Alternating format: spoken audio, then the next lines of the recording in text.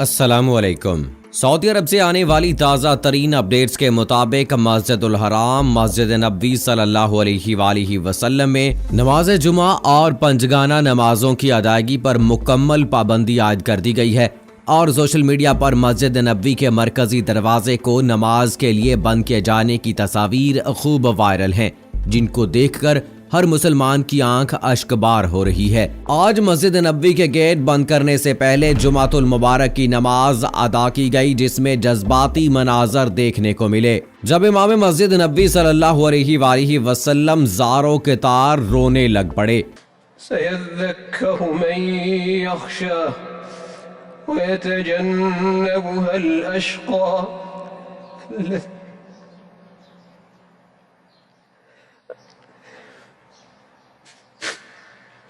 मज़ीद तफसील में जाने से पहले आपको बताता चलूं कि आप देख रहे हैं अपनी दुनिया टीवी। वीडियो को व्हाट्सएप, फेसबुक और दीगर सोशल मीडिया पे ज़रूर शेयर करें। लाइक करने के साथ साथ हमारे चैनल को भी सब्सक्राइब करें और साथ में घंटी के निशान को दबाना मत भूलें। कमेंट बॉक्स में पाकिस्तान जिंदाबाद, पाक फौज जिंदाबाद, ISI के गुमनाम हीरोज़ को सलाम और कश्मीर बनेगा पाकिस्तान का नारा ज़रूर कमेंट कीजिएगा।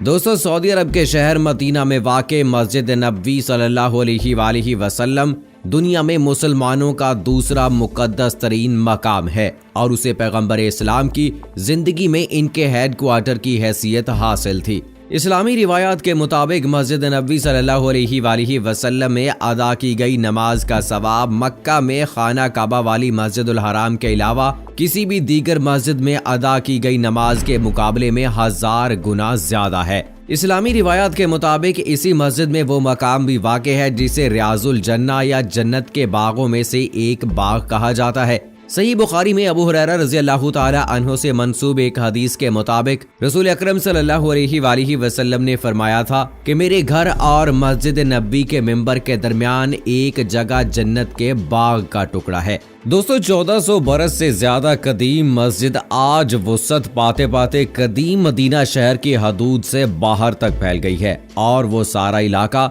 जो इस्लाम के इब्तदाई दौर का शाहिद है अब उसका हिस्सा बन चुका है। इस इलाके में इस्लाम के इब्तदाई दौर की हजारों निशानियां मौजूद थीं, जैसे कि रौज़ा रसूल सल्लल्लाहु अलैहि वसल्लम, जहां 2 सहाबा हजरत अबू बकर सिद्दीक रज़ियल्लाहु ताला अन्हो और हजरत उमर फारूक रज़ियल्लाहु ताला अन्हो भी दफन हैं। पैगंबर इस्लाम की अहलिया हजरत आयशा सिद्दीका रज़ियल्लाहु ताला अन्हा का हुजरा, पैगंबर इस्लाम की दीगर बीवियों के मकानात गुज़श्ता सदियों में मस्जिद को दी जाने वाली वसअत के नतीजे में अब इसके अंदर आ गए हैं। पैगंबर इस्लाम ने यह मस्जिद मक्का से उस वक्त यसरब कहलाए जाने वाले शहर मदीना हिजरत करने के बाद तामीर करवाई और मस्जिद कुबा के बाद मदीना में तामीर की जाने वाली ये दूसरी मस्जिद थी। सऊदी हुकाम ने कोरोना वायरस की रोकथाम के लिए हिफाजती इक़दामात के तहत मस्जिदुल हराम और मस्जिद नबी सल्लल्लाहु अलैहि वसल्लम के अंदरूनी और बैरूनी हिस्से में पंजगाना नमाज और नमाज जुमा की अदायगी पर मुकम्मल पाबंदी आयद कर दी है। अरब खबर रसाई इदारे अल जजीरा के मुताबिक सऊदी हुकाम ने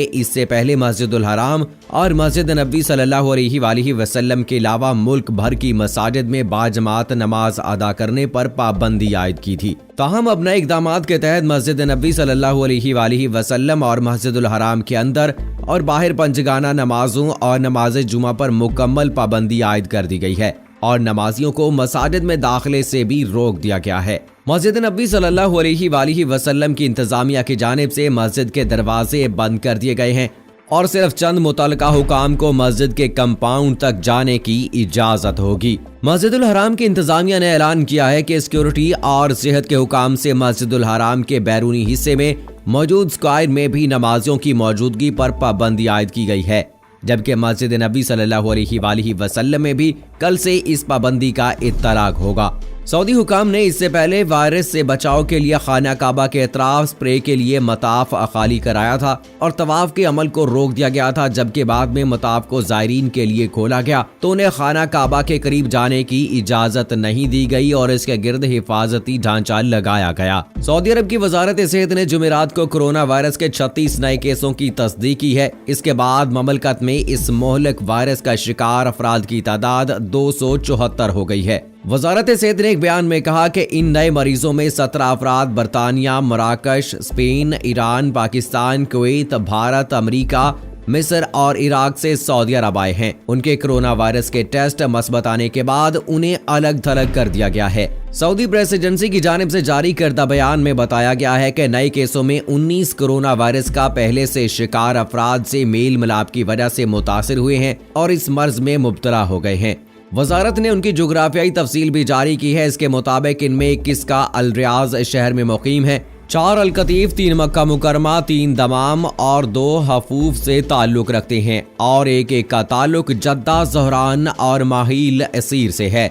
वजारत ने मजीद बताया कि 8 मरीज कोरोना वायरस के असरात से निकल आए हैं, ताहम इनमें 2 की हालत तशवीशनाक है और बाकी की हालत मुस्तहकम है। वाज़ेह है कि सऊदी अरब में हनुजाज मोहलिक वायरस से कोई मौत नहीं हुई है। अरब मीडिया का बताना है कि सऊदी अरब में जुमेरात के रोज कोरोना वायरस के मजीद 36 केसेस सामने आए, जिसके बाद मुल्क भर में तादाद 274 हो चुकी है। ताहम अब तक किसी हलाकत की इत्तला नहीं मिली है। पाकिस्तान में कोरोना वायरस से मुतासर अफराद की तादाद में तेजी से इजाफा हो रहा है। ताहम वजीर आज़म इमरान खान ने एक बार फिर कहा है कि वो फिलहाल मुल्क में लॉकडाउन नहीं करना चाहते। सीनियर सहाफियों से गुफ्तगू में वजीर आज़म इमरान खान का कहना था कि कोरोना के बायस जरूरत पड़ी तो लॉकडाउन करेंगे, लॉकडाउन किया तो रोजाना उजरत पर काम करने वाले परेशान होंगे। मुल्क में अभी ऐसी सूरत हाल नहीं कि लोग जखीरा अंदोजी शुरू कर दें। उनका मजीद कहना था कि कोरोना के मामले पर आवाम से कुछ नहीं छुपाएंगे। एहतियात के बगैर कोरोना से लड़ने में मुश्किलात हो सकती हैं।